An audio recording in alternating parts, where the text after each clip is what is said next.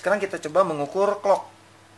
Karena mengukur clock ini handphonenya harus dalam kondisi hidup, jadi mesinnya kita berikan suplai tegangan dari Fibas. Fibasnya saya berikan USB dari GSP.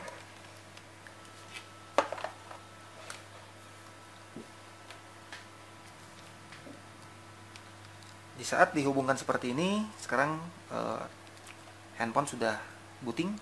Kita dapat melakukan mengukur clock. Perlu diingat, untuk mengukur clock kita menggunakan probe yang ini. Kemudian probe ini didampingi oleh jepitan buaya. Jepitan ini perlu kita hubungkan ke ground seperti ini. Kemudian kita masuk menunya di frekuensi counter. Oke, sekarang kita ukur ke kapasitornya. Kita ukur di sini karena handphone ini adalah 9800, nilai clocknya adalah 26 mega. Kita lihat, belum pas ya. Di saat probe ini sudah menancap dengan benar, maka nilai tegangan pun mengunci 26 mega. Oke, sekarang kita lanjutkan ke pengukuran mengetahui nilai konsumsi arus. Untuk mengetahui nilai konsumsi arus ini ada dua fitur yang terpisah. Yang pertama, melihat nilai konsumsi arus Fibas. Nah, di sini ada Fibas Analyzer. Apa itu Fibas Analyzer? USB ini kita cabut dulu. Fibas Analyzer fungsinya adalah untuk mengukur nilai konsumsi arus tegangan Fibas. Jadi misalkan saja handphone ini kita hubungkan dari tegangan USB, maka di sini akan terlihat nilai konsumsi arusnya. Berarti handphone ini konsumsi arusnya sebesar 66 mA. Dan di sini ada bar yang menunjukkan per satu barnya ini adalah per 10 mA. Kelebihan ampere meter ini daripada dengan power supply adalah power supply yang biasa kita gunakan, apalagi yang analog, per satuan jarumnya itu per satu garisnya itu adalah per 20. Sedangkan avometer power supply yang digital itu nilainya per puluhan, tidak ada nilai satuan. Di sini bisa kita lihat nilai dengan resolusi yang sangat tinggi, yaitu nilai yang sangat lebar. Oke.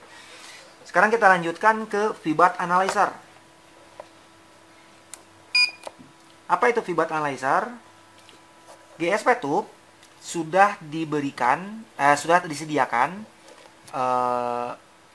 power supply tambahan. Jadi ini ada dua power supply. Satu power supply untuk voltage injector, dan yang satu ini adalah power supply Fibas, di mana tegangan ini adalah tegangan konstan, stabil di 4,2 volt. Jadi tegangannya tidak dapat diturunkan ataupun dinaikkan. Kemudian Anda dapat menghubungkan ini ke kabel power supply yang biasa kita gunakan. Kabel power supply-nya seperti ini. Jadi kalau untuk Nokia mungkin nanti BSI kita hubungkan ke yang warna hijau. Nah, sebagai contoh sekarang kita mengukur konsumsi arus Fibas. Jadi sangat sederhana caranya. Merah kita hubungkan ke positif, hitam ke ground. Ini adalah nilai arusnya. Diketahui nilai konsumsi arusnya sebesar 92 mA. Ini adalah barnya. Oke. Perlu Anda ketahui bahwa power supply dari Fibas, dari USB, dan power supply Fibas ini, keduanya tidak dipasangkan protektor. Tidak ada protektor di dalam GSP-nya. Jadi, walaupun handphone ini short, tegangan ini akan terus diberikan. Tetapi, GSP ini tetap akan memberikan informasi bahwa jalur tersebut memang ada short. Nah, contoh sebagai berikut. Kita coba hubungkan ke power supply. Kabel power supply. Coba sekarang kabel power supply-nya ini kita shortkan. Seperti ini. Oh, ini VBAT. Sebentar. Oh, ini tidak, lupa lagi saya.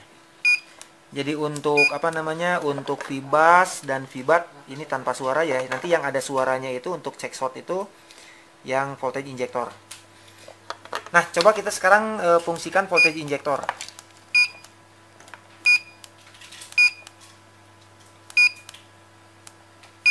Nah, ini voltage injector. Apa voltage injector? Voltage injector juga sama seperti power supply yang biasa kita gunakan. Tetapi di sini yang membedakan adalah yang pertama, GSP ini tidak memiliki protektor. Jadi walaupun short, dia akan memaksa terus mengeluarkan tegangan. Kemudian power supply ini, yang voltage injector ini dapat diatur nilai tegangannya. Kita dapat merubah pengaturannya dari sini. Yang bawah untuk menurunkan tegangan. Bila dirasa sudah cukup, kita tinggal melepaskan saja. Coba sekarang kita naikkan. Nah, dirasa sudah cukup, kita lepas saja. Misalkan kita set sekarang di 2,8 volt. Coba sekarang di 1,8 volt.